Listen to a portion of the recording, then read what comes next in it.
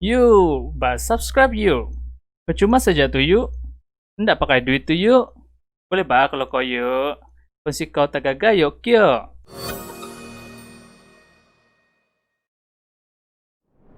Butter. That was actually what I was thinking when we get into towards this game. All right, well then, game number 5 is upon us, ladies and gentlemen. Burmese Ghouls versus BREN Esports. Let's get it. Contra, talk to me more about this invade. What were some of your thoughts about how, defending the invade was going to look like? Okay, speaking of that invade, right? You just look at the entirety of the lineup.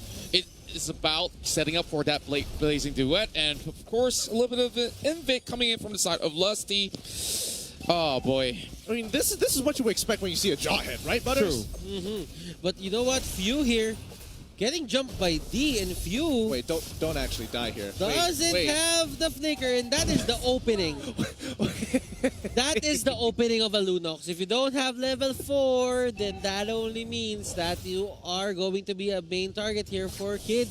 What is okay? I mean, all right, that's going to be fine, but I think that you definitely should have really considered just sticking to the wave and abusing the fact that you can just be healing off the wave and you don't necessarily have to participate just yet. But now Few once again getting punished here by Kid.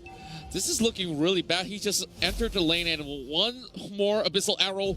Oh, just misses by a couple of centimeters right there. But, talking about this RV scenario here, of course, still having BREN Esports here going for those buffs. It's going to be causing a little tension here. Lusty gets bursted. As you can see, Kid is now 2-1-0 with Abyssal Arrow, really sniping it down. Kid is so good at keeping BREN Esports at bay. He got 2 kills from BREN Esports already, and it doesn't seem like he's gonna stop soon. Now remember what the payoff is right now, because Yishin-Chin's level 4 and Ace is still at level 3. They bought a ton of time at the cost of 2 kills, unfortunately, to say the least. But let's see whether they can convert this into something important. Like Kid, he is going to need to make sure that he lands those Abyssal Arrows. He's got 2 kills under his belt and Mystery Shop. If he ain't getting items and he ain't landing those Abyssal Arrows, he's just as good as dead. Okay, first turn to the fight, Kid goes down. And it's going to be the engagement coming in from the side of BREN Esports. Perfect pick as they connected Abyssal Arrow, but they jumped the gun. And this is where BREN Esports says, okay, we are coming right back at you with another 2 kills. Just a bit of disrespect coming out from the side of Burmese Ghouls, but BREN, really good preemptive play, setting up their trenches early on. They learned this as well from the side of Burmese Ghouls, like using that brush. That is a trademark. That is a move that comes from Burmese Ghouls. We've seen that in Game 3 and Game 4. Game 5, BREN Esports utilizing that Jawhead to do the same play. Yeah, and now Burmese Ghouls is getting invaded once again. Kid tries to look for that catch, but here comes a little bit of defense coming in from Maybe. Tries to make sure that he's always in the front, soaking all the damages. And Diamond Force already popped up. Not enough to survive out of this 2v1 down 5. Wait, what is going on? Why is Kid still level 3? Maybe just hit level 4. The Kid, looks like Kid just needs to get a little bit off of the little one. It should be level 4. Yep, hits level 4 now. Maybe trying to make the play. Here it comes. Oh, no, he is just caught down right off. Oh, he's alive! He's alive! No way! This time, no way! The quicksand guy kept him alive! And now D, he's trying to finish him up, but he's by time. Rainbow! He makes it out! No way! No way! Insane! Can we get a replay on that? He just outplayed Burmese Ghouls, and what a finisher. That was a good plan coming up from Burmese Ghouls. Now, they poured everything onto that pickoff, but I guess it wasn't really the best target. It has to be an executional misplay, right? They literally were on top of him. Once again, the whirlwind is going to get on towards you, buddy. Kid gets ejected backwards, and that's going to be the end of Selena almost instantaneously. BREN, can you feel their blood pumping? I can feel the momentum coming out of these boys. I just feel that having a break gives this players new perspective on this. Yeah, gotta thank those 8 It's coffees out there, you know, they've been getting themselves a little bit boosted up with that. And speaking of which, it's going to be the turtle taken by BREN Esports again, going for a dive. They have managed to catch out maybe, and this is going to be the ejector on towards Kid. How far can you run, Kid? Make your way out because they're coming for you. Now Ace forcing out a flicker. Calamity Reaper being brought by Ruby DD, but BREN Esports, they are just storming their way freely. Now, Burmese Ghouls, they're having a bit of a problem in terms of execution. Maybe he's playing a good game, to be honest. Yep. He has put all the Hurricane Dance in on his belt, and it trapped a lot of people already. A lot of heroes on the side of BREN Esports. But the thing is, BREN Esports has been more responsive and more reactive to what Burmese Ghouls does. I mean, those executional misplays could be a problem here as D is trying to lock down Rebo once more. Maybe he's walking up close, but again, here comes the Raging Sandstorm. He gets hit by the Missile Arrow. Kid should be able to secure this one. No way they're going to let him live again. Not going to make the second mistake again as Ruby DD coming in with the Zaman Force. Going to be pushing on forward, and the Yi Shin taking away and invading that purple buff here. But on top side, once again, it's going to be Flapteezy who's going to be locked down. And D, no! He actually gets him able to proc the passive and few. He's going to be on the run, but Lusty, even though he's there on the fight, it's a 2v3 situation, doesn't want to take it. Okay, so for BREN Esports, yes, you have the lead, but you cannot go for those risky plays. You need to mind your position. As Burmese Ghouls, they have a lot of disposition. Maybe with the Hurricane Dance, if he catches you overextending, that is going to be a divided fight for your team. Yeah, you can definitely see that Burmese Ghouls, although they are ticked by the Khalid that has been causing them quite a lot of upset over the top side, they have managed to turn things around. And speaking of which, ejector on towards D. He's running for his life, but this is definitely going to be a goner for the side of Burmese Ghouls to try to rescue him in that sort of sense. So they have to give him up. Now, 4 versus 5 on this turtle, I think they also have to give even more back towards BREN Esports. Credits to Lusty, he's doing an amazing job with these catches. However, he is collecting those kills when honestly it should be going to some other person. Hopefully that doesn't bite them in the butt later on into the game, but for now it's like, yay, okay, you've got the Athena shield, I don't mind tanking a couple of Abyssal Arrows. Yeah. Kid is throwing those arrows, he's hitting those arrows, but the problem is Lusty is just always in his... Oh!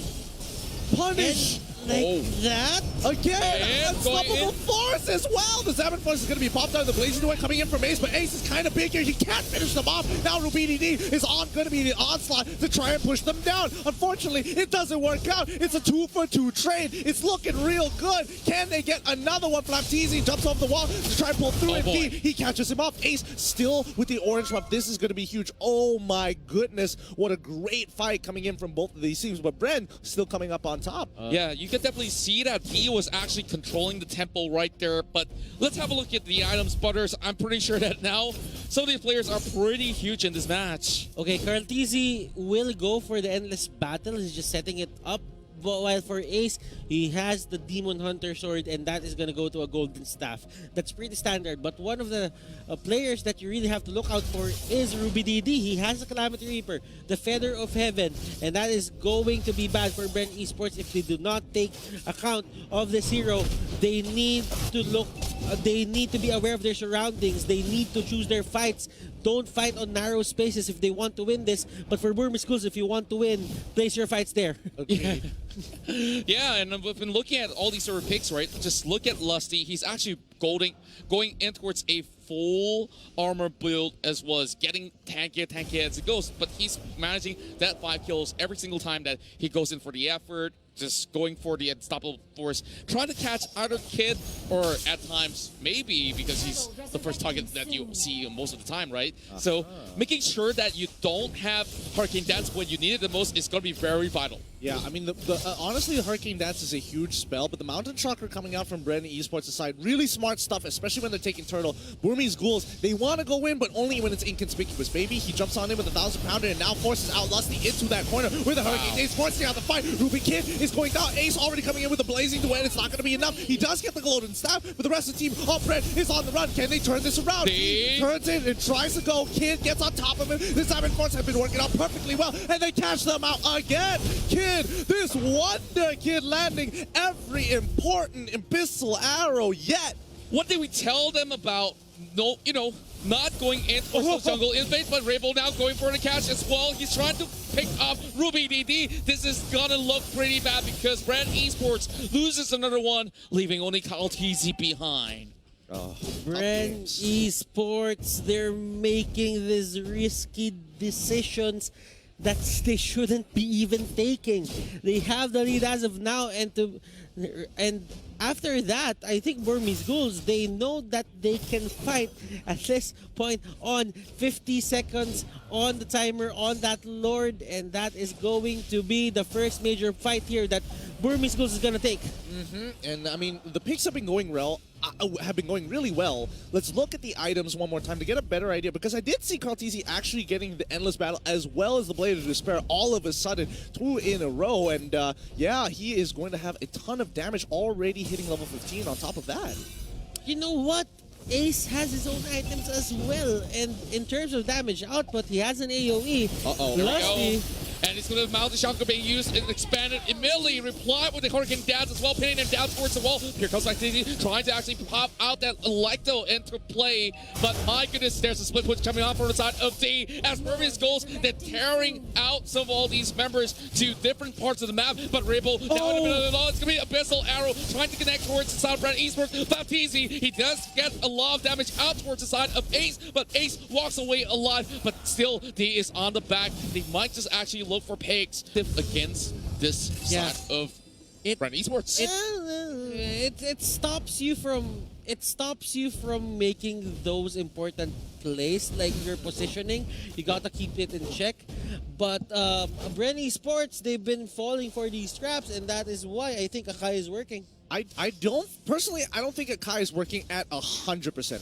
I would give it's working at 70% efficiency here. Hey, 70% is better than less than 50. Agreed. However, my biggest concern for the side of BREN Esports is mainly Flapteezy, because he knows he's supposed to be this big damage dealer for the team, and he feels like, I gotta be in this fight, but he's gotta believe that Carl TZ is able to pull this out, because at the end of the day, Flapteezy's job is to make sure they don't lose side objectives when these fights occur. He clears faster than the Yuzong. He rotates faster than the Yuzong every single time. True enough, but speaking of buying time here, it's going to be maybe it being that sort of the non-value target that is always bugging the back lines or the front lines of the side of BREN Esports, and Emily buying time for this Lord, and it will be Burmese Ghouls that gets it in the way. Flicker being popped there from the side of Lusty. Ace goes in for the place.